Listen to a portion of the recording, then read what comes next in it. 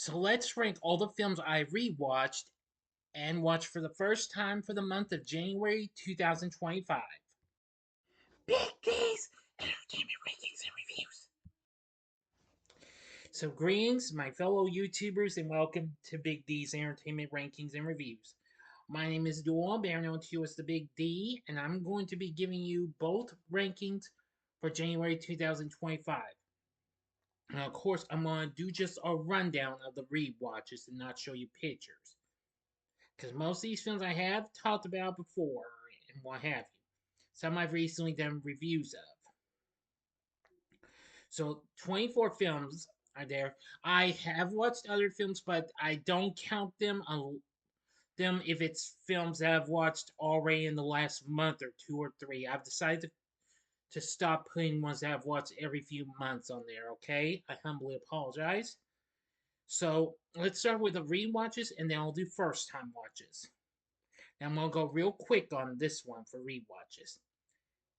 Here we go. Number 24 is Vampire Suck from 2010. Now, I recently reviewed this film. It's a Twilight spoof. I know lots of people don't like it, but I understand.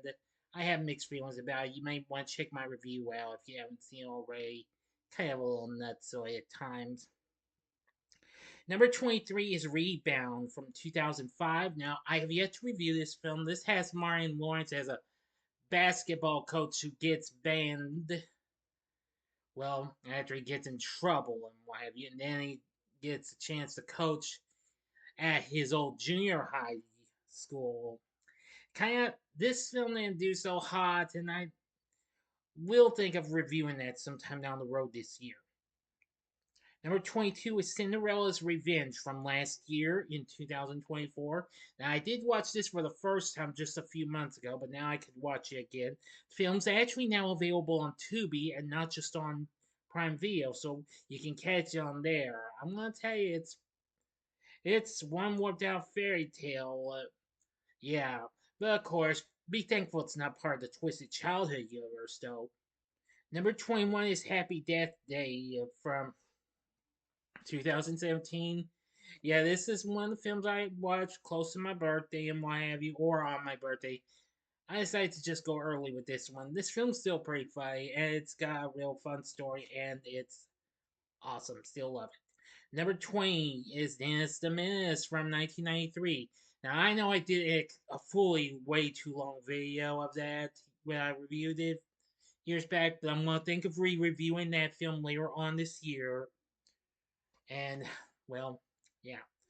Mason Gamble, pretty good as the titular character. We got Christopher Lloyd as the villain. Walter Matthau as Mr. Wilson. Oh yeah, and I also want to say rest in peace, Joan Plowright, who played Mrs. Wilson in the film. She passed away not so long ago. Number 19 is the 2013 version of Carrie. Yeah, it's not too bad. It's starting to grow on me a little more, becoming a guilty pleasure. And Chloe Grace Moretz, not too bad. Not as quite as good as Sissy Spacek. We'll see where the original Carrie winds up in a little bit. Number 18 is Sweet 16 from 1983. Very underrated slasher film, but really suspenseful and thrilling in ways. Absolutely good.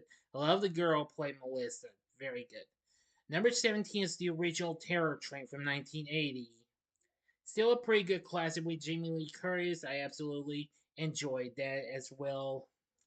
Just so suspenseful and terrifying. Number 16 is The Rage, Carrie 2 from 1999. This is growing on me even more because, well, this is a guilty pleasure of mine. And I'm going to say this is another underrated film, but still a pretty good continuation, even though it was released years after the original. Number 15 is Looney Tunes Back in Action from 2003. This film didn't do so well at the box office, but I recently reviewed this film. I see a lot of y'all have been watching that, and I thank you for that. Yeah, it wasn't too bad. It was a little bit more fun than Space Jam was, though, but still, it has its moments. Number 14 is Captain Underpants, the first epic movie from 2017.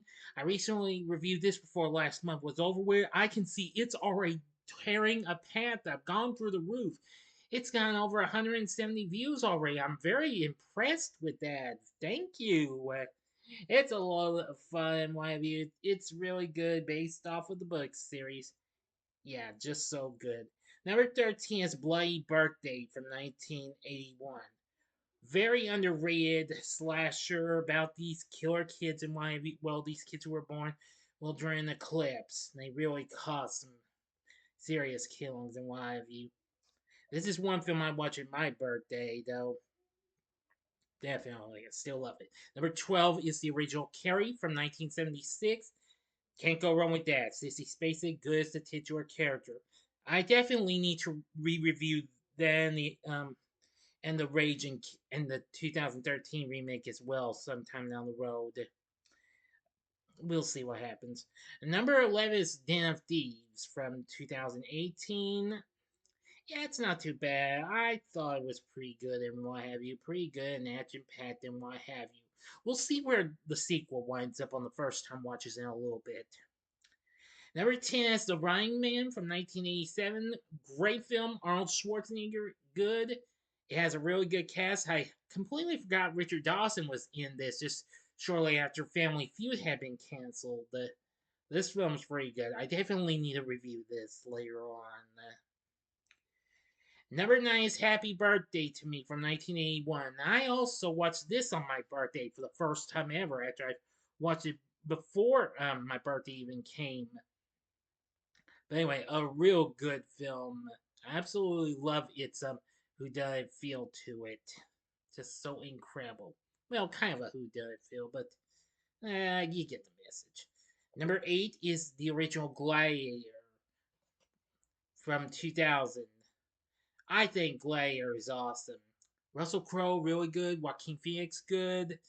Anyway, Ridley Scott did a great job with his direction. We'll see where the sequel winds up on the first time watches ranking coming up in a little while, but it's a ways ahead. Number 7 is Bad Boys Ride or Die from last year in 2024. This is a very good sequel. Will Smith and Martin Lawrence, they're both good like before. Really enjoyed that one. It's still fun and action packed. Number 6, Anne of Green Gables, Fire and Dew from 2017. We'll see where its sequel, its precursors wind up in a little bit. This is the finale to the 2016 remake of the series in my view. I thought this film was pretty good in my view. It does have a few sad moments in my view. Yeah, but overall, I still like it though, even though I have only seen it like once. Number 5 is The Man from Bone Willow from 1965. Now, this is a very underrated and rarely remembered animated Western film. Now, I definitely gotta try and kick out a review of this sometime soon. It's pretty good. And I'm just gonna say it has some pretty good characters too. I'll tell you more when I review it. Number 4 is You Got Mail from 1998. Love this movie. One of my favorite films with Tom Hanks and Meg Ryan. You don't get me wrong. I'm sure a lot of y'all would probably like Sleepless in Seattle, but I'm understanding. But I prefer You've Got Mail because it's so good and it has its fun moments and fun lines. Number 3 is the original Bedazzled from 1967. Can't go wrong with this film. Dudley Moore and Peter Cook's great comic team, and I loved it. Yes, very funny film, and I think you'll love it if you ever find this. A shore chef makes a deal with the devil to get 7 wishes to get the woman he loves. Next, number 2 is Anne of Green Gables, The Good Stars from 2017. Great sequel, and it's just as good as its predecessor, which happens to be my number 1 rewatch of 2000 of January 2025, the 2016 version of Anne of Green Gables, and I absolutely love that film. This film was just so incredible. Young Ella Valentine really shined as Anne in the film. I will talk more about those down the road, and I definitely need to try to revisit the classic 1985 film that aired on PBS's WonderWorks a long time ago. We'll see what happens sometime soon. Now I go on to the first time watches ranking now. and I watched 22 films. So I will show you a picture of what I watched, and I'm going to try and go rapid fire on this so this way I don't use up too much of my time, all right? I hope you're ready for this because this was a tough list, though. But let's get to it. Here we go with the first time watches ranking. Coming in at number 22 is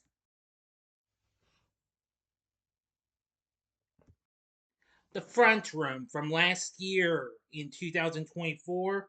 Now, this is a horror film done by the Eggers, Max and Sam.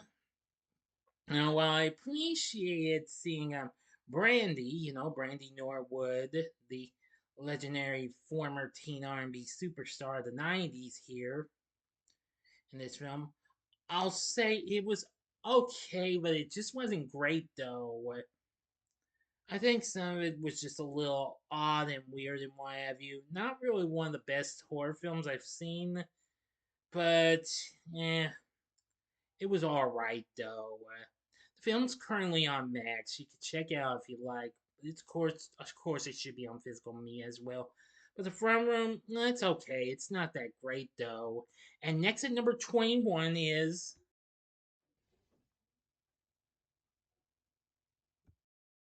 Super Fast from 2015. This is a Fast and the Furious spoof from the young dynamic duo Friedberg and Seltzer. This is the last film they've done. They haven't done another movie since. Well, this is an okay spoof. I think this is one of the more okay films these two have done, even though some of their stuff just isn't that great and what have you. But it's kind of comical and funny and what have you. Check out my review of it if you haven't seen it yet. Super Fast. It's kind of comical and a little dumb and silly, and well, you get what I'm saying since it's from those two goofballs of Friedberg and Seltzer. Now, coming in at number 20 is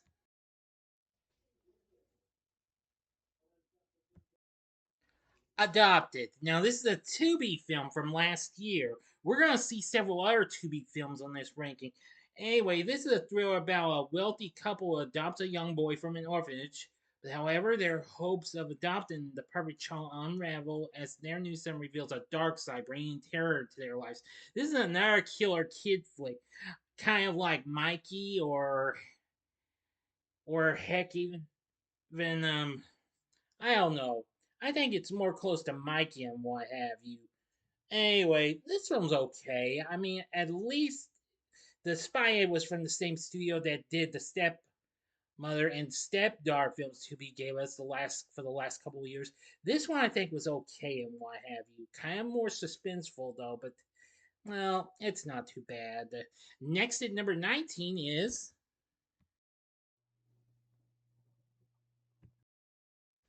Getting Even with Dad from 1994. Now, I've only recalled maybe seeing a bit of this film, maybe, but this is the first time I've watched the film in its entirety. This stars Macaulay Culkin, and this was actually one of the three films he did in '94. Of course, I've already reviewed the other two he did, which were Richie Rich and The Page Master.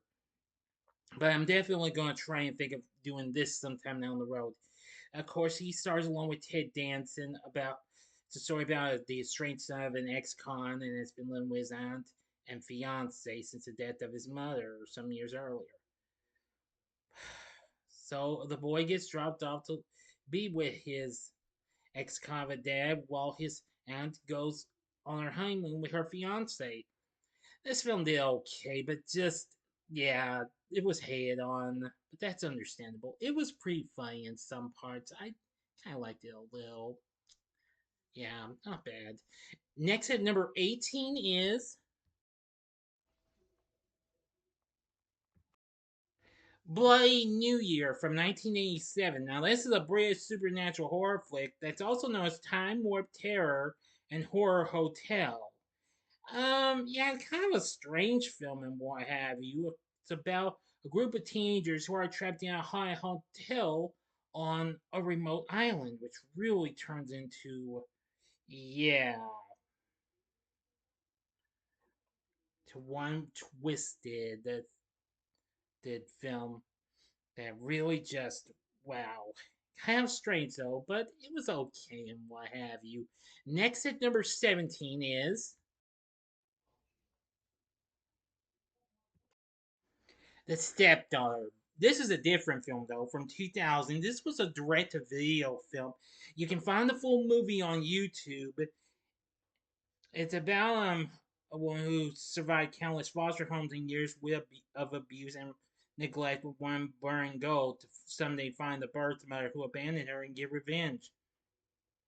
Film stars Andrea Roth, who, of course, I remember from the FX series Rescue Me. She was fine, what have you. But I was really surprised by the appearance of Lisa Dean Ryan, who you may remember who played Doogie Howser MD's love interest early on in the series. In that series, as a matter of fact, I was really surprised to see her. Anyway, this film's okay. At least I thought it was a little better than the ones Tubi gave us and what have you.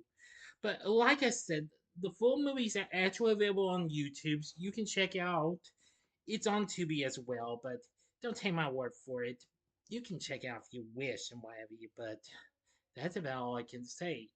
And coming in number 16 is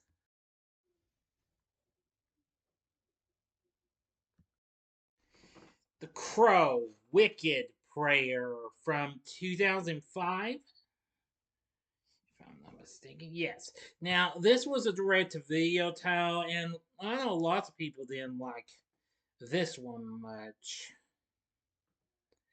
Anyway, it's a standalone sequel to the third film, Salvation, which we'll see where that winds up later on. Though it does have a pretty good cast in mind, that include Edward Furlong, Tara Reid, David Boreanaz, Emmanuel Cheriki, Dennis Hopper, Danny Trejo, and even Macy Gray. This film's not completely bad, completely, but well, it's not quite as great as the other films, though I have yet to see the last year's version of it, which that is coming up on the Stars app later in the month, so I'll be looking into that. But I'll try and review the films maybe sometime next month. We'll see what happens. The Crow Wicked Prayer, it's not completely bad, but I could have expected a little better though. Oh well. Next at number 15 just happens to be another film from this franchise, and that happens to be The Crow Sea of Angels from 1996. Now, this film was not completely bad either, because I know critics hated this film, and that's understandable. The film has Vincent Perez this time taking on the role, despite after the star of the original, Brandon Lee, died. But it does have some other big names, including Mia Kirshner, Iggy Pop, Thomas Jane, yeah, before he even did Deep Blue Sea or The Punisher, and even the late Dewey Train. You know, Trini from the original Mighty Morphin Power Rangers was in this. This was her final performance and what have you. So, yeah, I thought this wasn't too bad. And I mean, this also introduced us to the band The Deftones. It also so this had some pretty cool kicking tunes and what have you, not just by the Deftones, but also the band Filter and many others and what have you. The Crow Sea of Angels, it's not that bad of a film, but also if I do think of checking it out again, I will try and defend the film. But I think after a one-time watch, I think I can still try and do my best to defend the film. We'll see what happens. And next at number 14 is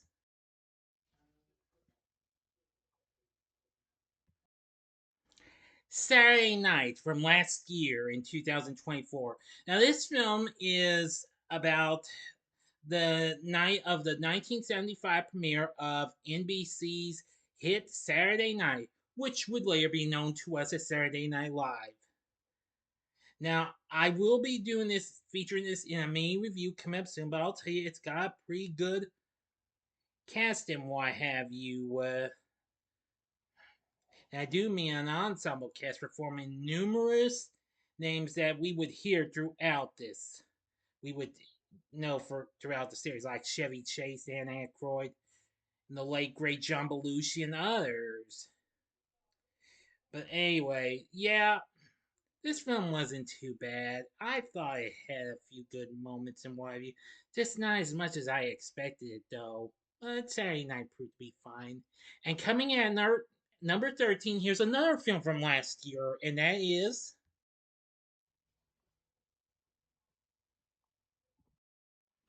It Ends With Us. Now, this film will be included in a mini reviews vid, which will be coming up along with the film We Live in Time, which I'll be watching soon. Anyway, this is based on the book of the same name. It starred Blake Lively about a florist whose troubled relationship with a neurosurgeon is compounded when her ex-boyfriend re-enters her life. The film is not too bad. It still did pretty fine and what have you. Despite it lost against the Deadpool, got lost at the box office due to Deadpool and Wolverine being in the way, but still, nevertheless, it became a hit, though. I'll talk more about it later on when I do a review of it. Same can be said for number 12, and it's yet another film from last year in 2024, and that is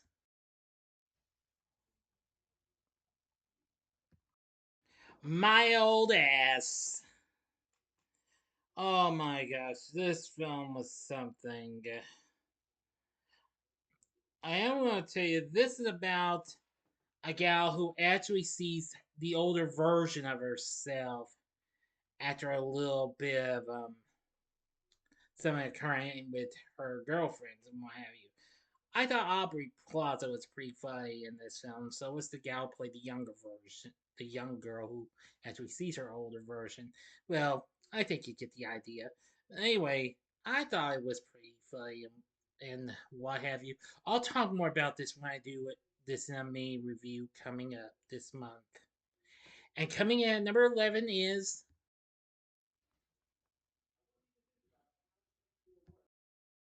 The Crow, Salvation from 2000. Now, this film got a little bit of a better response than what have you.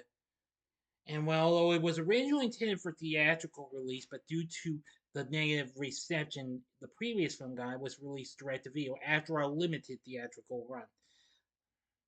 But the reviews were overwhelmingly negative, but I still thought this film was pretty good. I mean, Eric Mabius plays the titular character, and I thought he wasn't too bad. Pretty dark and pretty good. Kirsten Dunst is in this film as well, and I thought she was good too. I've got to talk more about these films when I review them sometime down the road. Anyway, The Crow's Salvation was pretty good. I only remembered this from just a little, just because by hearing the song "The Best Things" done by the band Filter. Not too bad. Now for the top 10. Coming in at number 10 is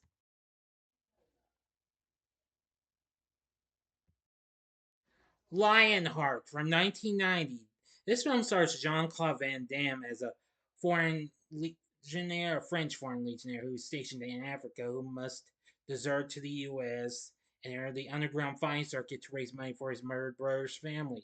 The film was directed by Sheldon Lettich, who also directed one of my favorite Van Damme films, and it was Double Impact. This film's not too bad. It's pretty cool and what have you. And he did do now. Letitia also did work on some other Van Damme films, but I'll talk more about it this when I review this film down the road. I must say it was really something. This one recently celebrated its anniversary not so long ago last month, but I'll try and make up for lost time. I might review it next month. Anyway, Lionheart was pretty awesome and pretty brutal and what have you. Van Damme was awesome. Next at number 9 is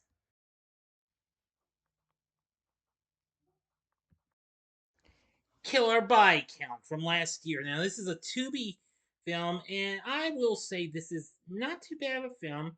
See, it's about a girl who is mistaken as a sex addict by her dad and is sent off to a remote religious treatment center where the other kids are being hunted by a mysterious killer. I saw this film, and well, it's not too bad. It's kind of odd though, and well, some of its kills were a little I don't know, but at least I enjoyed this for what it had to offer. Though it was kind of funny, and but some of it was pretty bloody and what have you. So I will say this is a pretty decent Tubi film. So I found the Tubi film that was decent, but there's one other film that's pretty decent enough to make the ranking, which we'll see in just a moment or so. But Killer Body Count, yeah, not bad of a film. You gotta check that out if you've got what it takes to see it.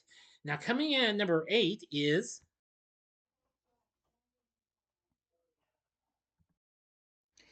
Den of Thieves 2, Pantera. Now, this film was pretty awesome in my view.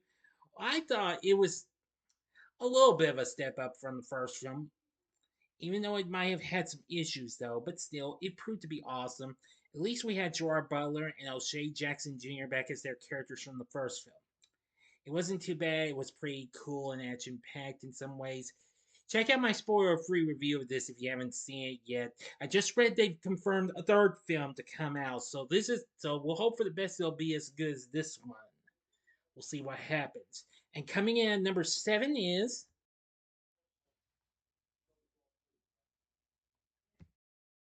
The Forge from last year. This is a recent film from the Kendricks, who of course brought us numerous Christian dramas over the years, like Fireproof, War Room, Overcomer, and others.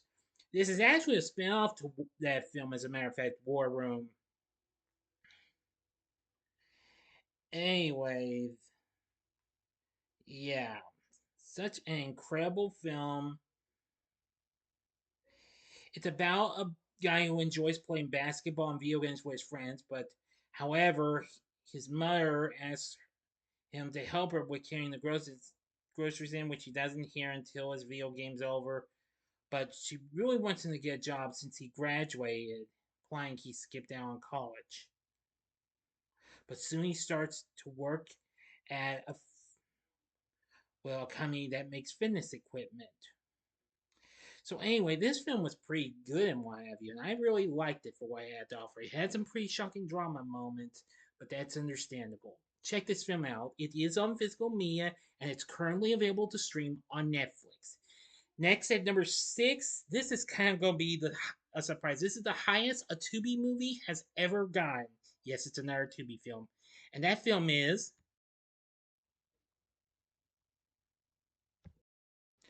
Gridiron Grind from 2023. Now, this is about a young girl who happens to be a high school athlete who navigates physical and mental challenges after making the all male football team, but faces her greatest challenge when she begins to question her sexuality. Not bad of a film and what have you. I know it's got a little LGBTQ plus blah blah blah in it, but it didn't really bother me much. I was really curious about this film, seeing a girl appear on an all male football team. That was kind of a surprise, but I watched it and I really liked it. What's more is this film was actually shot in my home state capital, Little Rock. Yeah, you heard me correctly. So if you, so I'd say this is worth looking into. If you never knew about this film, well, you'd be surprised. I really thought this film was really something. This is a very good Tubi film. I liked it. I know it had a few issues, but nevertheless, I liked Gridiron Grind. It was pretty good. Now for the top 5. Coming in at number 5 is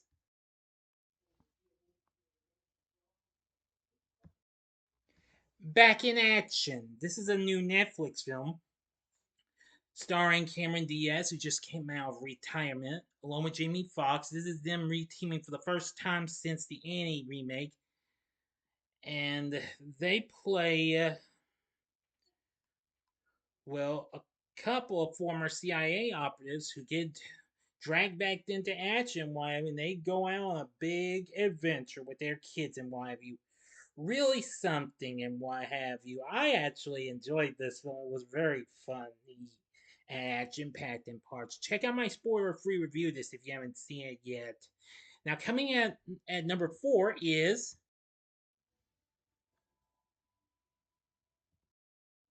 Blue Velvet from 1986. Now, this is a film directed by David Lynch, whom we also recently lost last. recently. We lost him not so long ago last month. Now, this is a film I decided to go with. I know I would have went with Eraserhead, but I thought I'd check this one out because I was a little curious about it. This is a very good neo-noir mystery thriller flick. Lynch did an exceptionally good job with this, the story and the direction this film had. Now, I'm getting a little too far ahead of myself in my view, but it does have a really good cast that includes Kyle MacLachlan, who of course recently starred in Lynch's previous film before that, which was Dune. Plus there was Isabel Rossellini, Dennis Hopper, Laura Dern, Hope Lang, Dean Stockwell. Yeah, they were all really good and what have you. I thought this film was just so wow. Yeah, it was really thrilling. It was pretty suspenseful and what have you. But I really think this was a good masterpiece. I'll think of reviewing this film sometime down the road. I thought Blue Velvet was really good. And coming in at number three is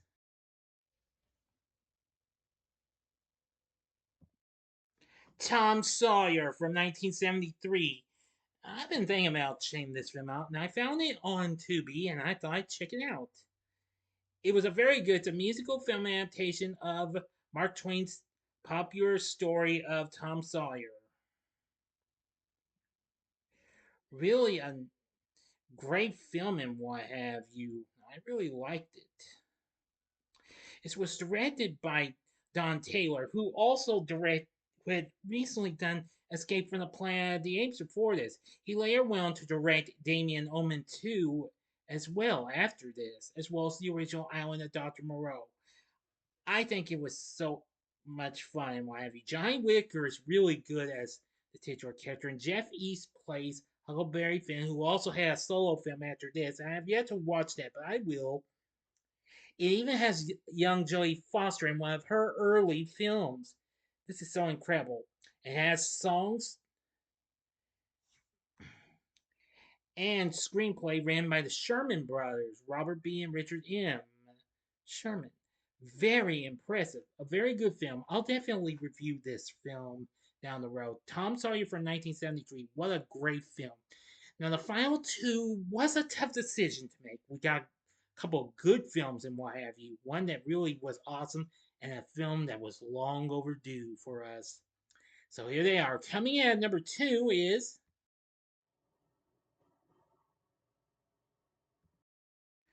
The Crow from 1994. Great movie. This was the first time I ever watched this. And the same with the sequels, which you've already seen on here. And I thought this film was such a blast. Based on the comic book series of the same name, starring Brandon Lee in his final film role as the titular character. A rock musician who's resurrected from the dead to seek vengeance against the gang who murdered him and his fiancee. This film was so awesome and wow. This was just so incredible.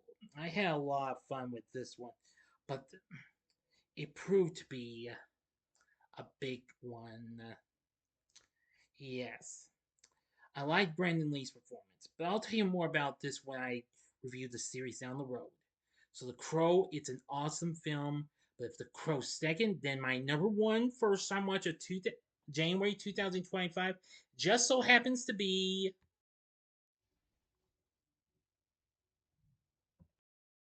Gladiator 2 from last year in 2024. This is a great film. This is a sequel that's long overdue to come to us. I absolutely had a blast with Gladiator 2. A great continuation to the original, but even so, I really thought it was good. I like Paul Mescal, Pascal, Joseph Quinn, Derek Jacobi, Kai Nielsen, and even Denzel Washington. They were absolutely, really, really good in what have you. And I think this was a great sequel that was long overdue after 24 years since the original came out. It was just so bloody and some fight scenes. Awesome. I really love this film. Check out my spoiler free review if you haven't seen it yet. So anyway, now you saw what my first time watches and rewatches rankings were. Tell me what did you think of this? Leave me your first time watches or rewatches. Leave for me your top five, top three, or your top pick for either. Leave them for me in the comments section below. If you like this video, click the like button, subscribe, and be a part of the Big D Nation. Continue to help support my channel, make it grow, and make the views grow.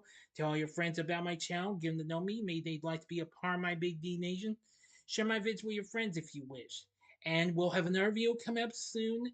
I decided I'm going to do a very special review since I forgot to put this on here if I decided to do the first time watches and re-watches rankings together, okay?